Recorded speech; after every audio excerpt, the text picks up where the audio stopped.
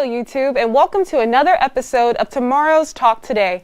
I am your host, Michaela Jennings, and I am joined by panelists Jack Donovan, Vincent Millardi, and Peyton Mulligan. In today's episode, we'll be discussing issues in the NFL, particularly systematic racism, mental health, and injuries, as well as the culture. It's commonly known in football culture that there is a drastic racial disparity between head coaches of color and players of color. The attempt to shrink the disparity gap was the Rooney Rule, entailing the requirement of interviewing a certain number of coaches of color for a given position. Brian Flores, the new Pittsburgh Steelers linebacker coach, has been in the news recently due to the lawsuit filed against the NFL after a string of erroneous text messages proved that his interview with the New York Giants was not legit and merely a way to fulfill a quota. To begin our discussion, let's take a quick look at a clip from his interview.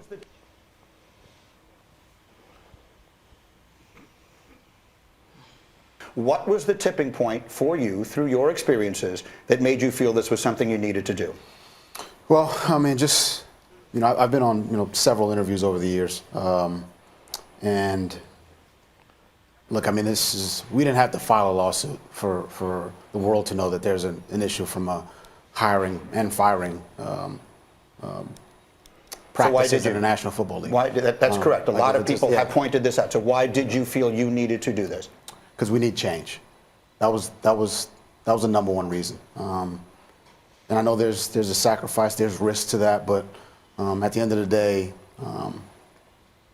we need change. We need change. I know many very capable black coaches, some of my staff who I know, if given an opportunity or when given an opportunity, are going to go and do a great job on their interview. And I would just hate for that to be a waste. And I think we need to change the hearts and minds of the people making those decisions. That's why we filed the lawsuit.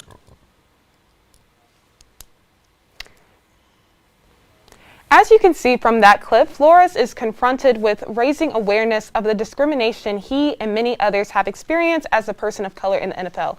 Jack, I know you did some research on this. Why don't you give us your thoughts on the controversy around the Rooney case and its active implementation?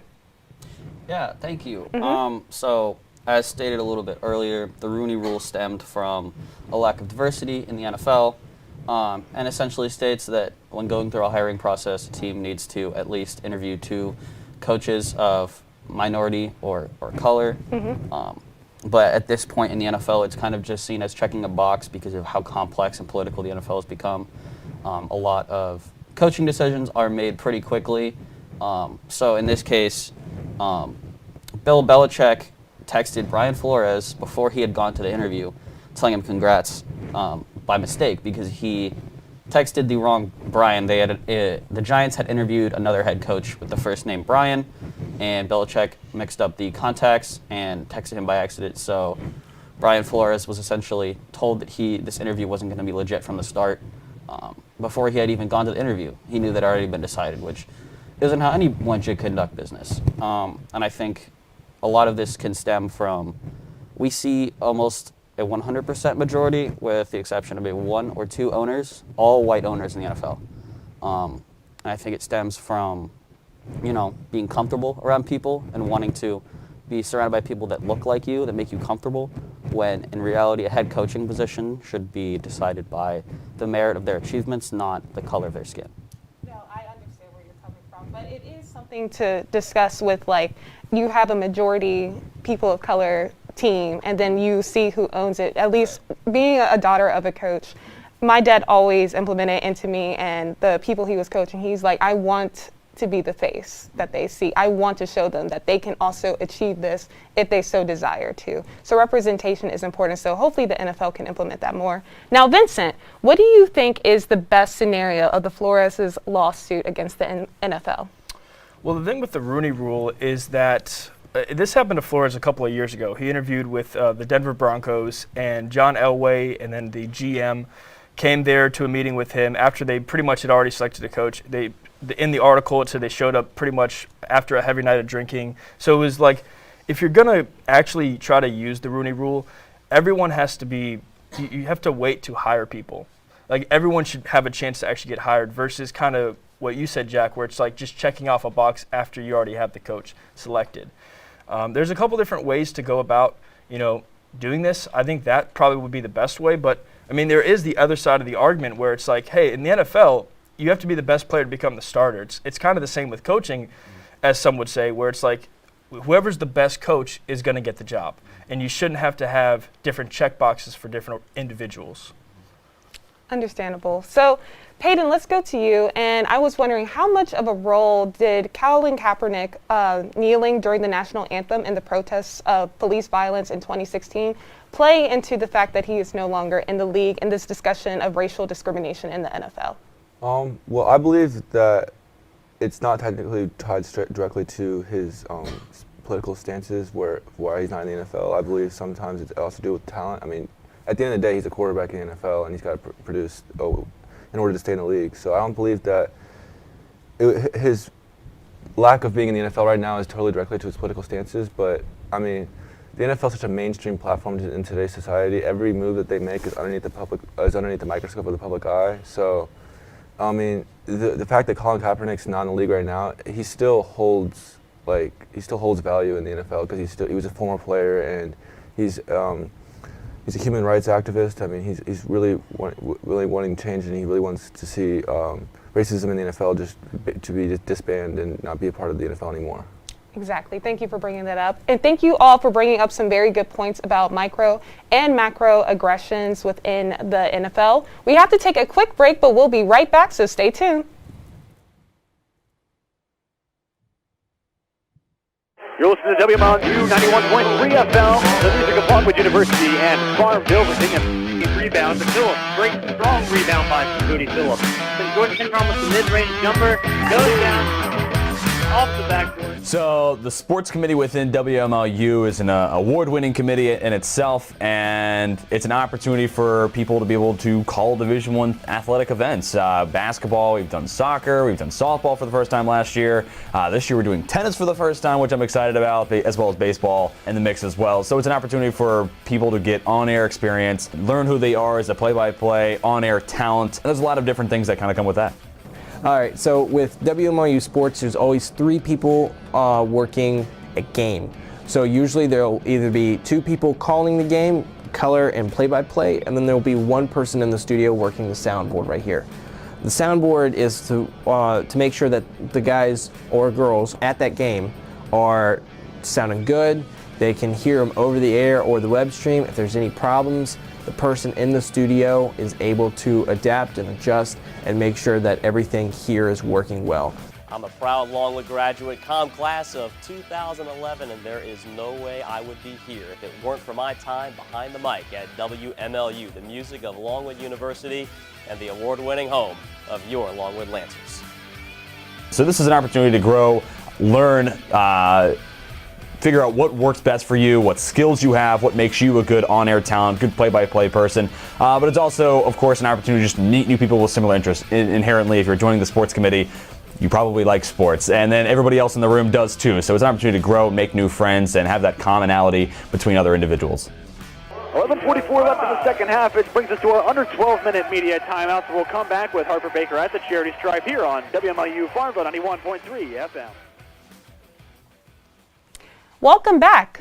Next, we are going to be focusing on the neurological impacts of being a player in the NFL and look at a new study on CTE conducted by the Boston University Medical School. Doctors also examined brains of amateur players and found CTE in 91% of former college football players and 21% of former high school players. The NFL says it has pledged $200 million for research, and in a statement Tuesday said, quote, the medical and scientific communities will benefit from this publication, and the NFL will continue to work with a wide range of experts to improve the health of current and former NFL athletes. You want to just have a seat in my car so you're not sitting in the wet road? The family of former NFL defensive tackle Brian Price blamed CTE for this disturbing outburst in front of police officers at a Michigan auto parts store in April. Price charging full speed ahead into the store's heavy plate glass doors. He now tells NBC affiliate WDIV he doesn't remember any of it. I know I'm not the only one going through this. Brian Price's story is one of many tragedies that have been linked to the neurological degenerative condition that can show symptoms while the player is alive but can only be officially diagnosed after death. Peyton, I know you have a connection with this being a former football player yourself, so what are your thoughts on incidents like these among players? Well, chronic traumatic encephalopathy, otherwise known as CTE, is a serious problem throughout NFL, whether you play in college, NFL, and even in high school. I played up till freshman year, and I suffered from about 5 concussions, 3 of them being major. And CTE is definitely something that is scary for the player, just because it's something that's not immediate. Like you get a concussion, you feel like you have a headache or something like that. It's not an immediate thing, and you want to go back into the game because you're not, hurt or anything. You just feel like you have a headache. But later down the line in life, when you're suffering from those mental illnesses, I mean, there's a former player from the Chargers. He played 20 seasons with them. In 2012, his name is Junior Seau, and he shot himself because of mental illnesses. And people believe that was from CTE because he suffered from depression and everything like that. It led him to commit suicide. So the fact that the NFL is pledging $200 million to research that is something that shows that they seriously consider this to be a serious problem for former players, and it's something that really should be into consideration, because when you see those players that aren't on the main stage, like those Peyton Mannings or those Drew Breeses, once they leave the league, like people forget about their names and they're just kind of forgotten about. So, but they still suffer from those injuries from CTE, and they struggle sometimes getting help for what they need, and it's kind of a serious issue across the league. Do you think that because you've had major concussions that this is something that might affect you in the future, and are you worried about that? It's something I can't really control, honestly. I mean, it's something that will either will affect me or won't affect me. But something that right now in the immediate future that I don't really need to worry about. But yeah, it's something definitely in the back of my mind that later down the line I could be affected from CTE. Understandable. So now, Jack, I was wondering, do you also think that CTE is an issue that NFL players face? And do you think the NFL needs to address it more in the future? Yeah, that's a good question. As we saw in the clip, it definitely is an issue that all players face, no matter if they play football or any other sport that's, tackle heavy or impact heavy. 99% of former NFL players have CTE. That is a substantial statistic that we found, and it's even higher than we previously thought in high school and college players. So I think, yes, part of signing up for professional sports is knowing that you probably will receive a lot of concussions and will have CTE in the future, but I think that's a personal decision that somebody has to make. Do I love this sport enough to weigh the risks and continue to play, or do I, value my mental health in the future 20, 30, 40 years down the line versus not playing in professionals? And you brought up, this is a personal decision. Do you think that children should be allowed to play tackle sports, like in the Little League games? I think that's a really interesting topic that I don't think there's one concrete yes or no answer to yet. I think a lot of it stems from, do these, the guardians or the parents think it's okay, just because there runs a big risk of kids at that age aren't fully developed mentally, so any big hits or any issues or any hits that they take at that time could have severe consequences early down the line and hinder their growth. Exactly, and this is a complicated question to answer, because you want to, if your kid really wants to play, you want to let them explore and do what they want to do, but you also have to think about that health down the line. Now, Benson, do you think the NFL should offer a designated mental health system or plan for retired players to help them adjust to life after football? I mean, I know we're worried about them in the present, but what can we do to help take care of these players after they're done? Yeah, absolutely. They definitely need to do something like that. Just to offer a little clarification, Jack, you noted 99% of NFL players. That was a study out of 111 NFL players. They actually haven't done much research on CTE. The NFL has had a long history of kind of not wanting to do this research because it might lead to less people playing football and also less people supporting and watching it. The NFL recently just announced it's going to do a $200 million CTE study, but that's proprietary research. That's an independent organization's research. They don't have to release it. So it's not scientific. This actually should be linked in with universities and CDC, NIH, different healthcare services, And there should be a massive investigation on this because it also affects soldiers and it affects a lot of different people. It's very, very serious. I mean, it sort of turns off a part of your brain. It's linked to Alzheimer's and dementia, but with that turning off a part of the brain, it actually leads to a sort of a lack of critical thinking, and it's more of an emotional side. And what you see with that is more risky behavior, and that's why sort of the arrests of NFL players is usually DUIs, driving under the influence, drugs, or assault, so violence.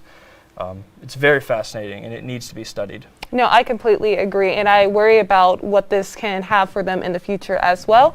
But we're almost out of time, so thank you. I think we can all agree there's a lot to consider here. We'll be right back to discuss the future of the culture within the NFL.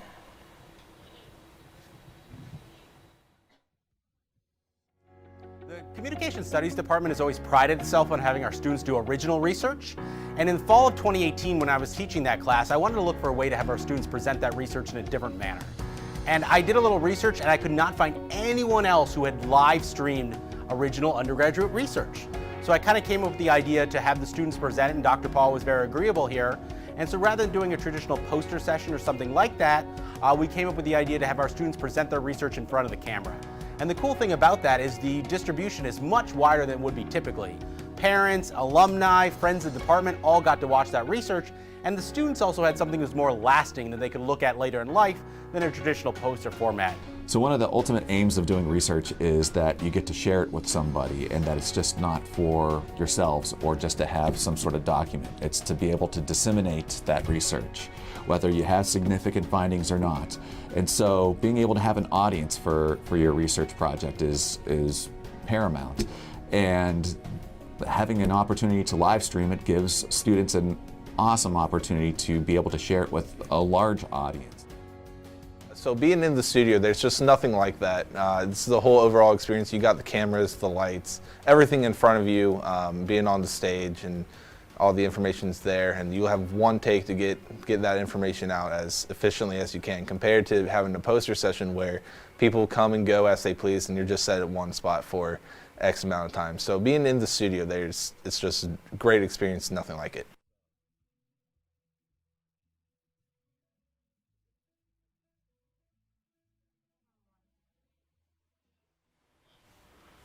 Thanks for sticking with us to end our discussion today. Let's take a look at how the culture around the sport of football has adapted.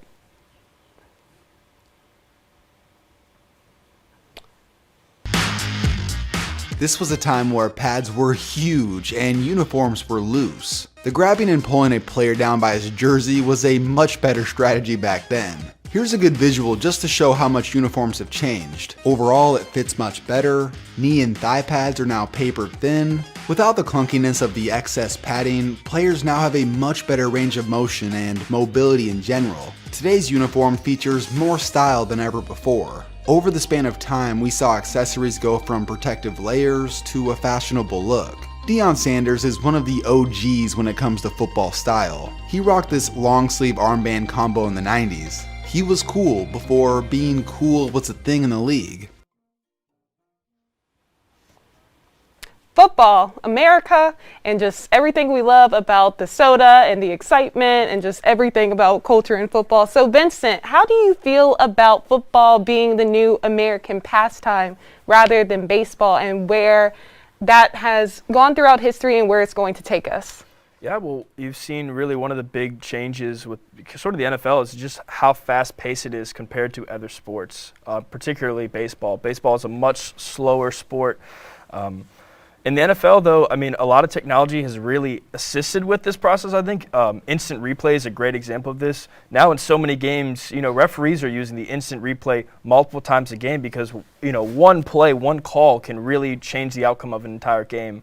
So, aided with technology, it's made it perfect for the viewer. I always say it's better to watch NFL games at home because you can see it from so many different angles and different things versus sitting out in the cold for a couple hours. Yeah, no, sitting in the cold in like a New York Giants stadium while everyone around you is having the best time of your life. It's really interesting. Now, Jack, I was wondering, a lot of people have complaints about football and how it's evolved over the years. A lot of people are saying with the new rule changes that it's getting soft and the game is less exciting. What do you say to this as someone who is an avid football fan?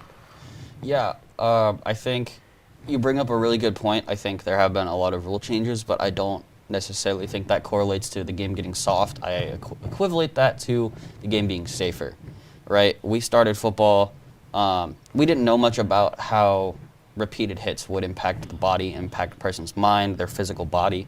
So it may look different, but I think these rules enable players to play at a higher level. We see football, if you look at clips of, the first NFL game, and then you look at clips of football now, it's much more physical, there's a lot more happening, so I think these rules have enabled our players to play for a longer period of time, play more aggressive, and keep themselves in the game longer. Exactly, and we just finished our discussion on CTE, trying to focusing on keeping these players safe so that they can have a long and healthy career.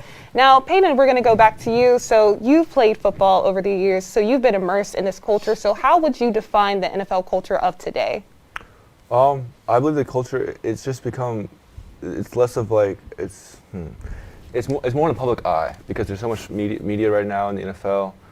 Players have their own platform. I mean, look at Odell Beckham. He has 15 million followers on Instagram. So I feel like when it comes to the culture, it's more about the players and like the experience, and it's less of like it was more like less of like a taboo sport. It's more of like people know what everything's going on, and like with the technology, with having cameras all over, instant replay and everything, it really shows more of the game, and it's more of the viewer experience. I think it was really cool to see was Nickelodeon buying the rights to Thursday night games, and they were really tailoring to the younger demographic and making it for the more pleasing for a younger demographic to view the games, where they had animations and everything for the games. I thought it was really cool for that.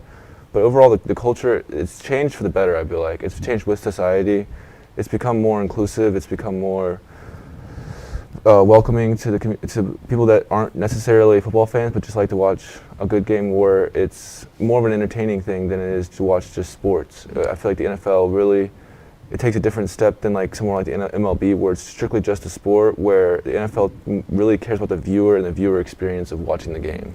Yeah, and with social media, it's becoming really fascinating because now we even see with like college players, they can brand themselves and get sponsorships and everything to like make more income that way and just be like a real celebrity figure. Now, Vincent, I was wondering, what do you think of the globalization of social media and just this idea of the celebrity? How has that affected the NFL? Yeah, well, you sort of touched on it with college athletes. It's the NIL bill, name, image, likeness, and they can profit off of that.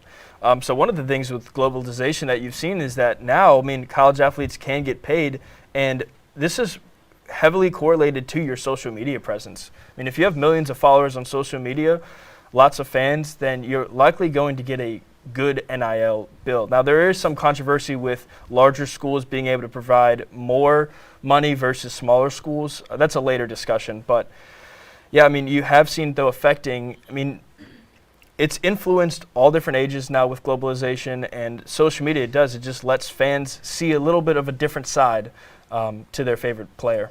It's exciting to see for sure, and it makes them feel more real and not like these global giants. But anyway, I'd like to thank you all for joining me here today to discuss a little bit about the NFL, and I'd like to thank all the folks out there for listening to this discussion, but that's all we have for today. I'd like to thank everybody's opinions and everyone behind the scenes for making this program possible. So be sure to subscribe to the Longwood COMM Studies on YouTube to get notifications when the next episode is streaming. I have been your host, Michaela Jennings, and I'll see you next time. Thanks for watching tomorrow's Talk Today.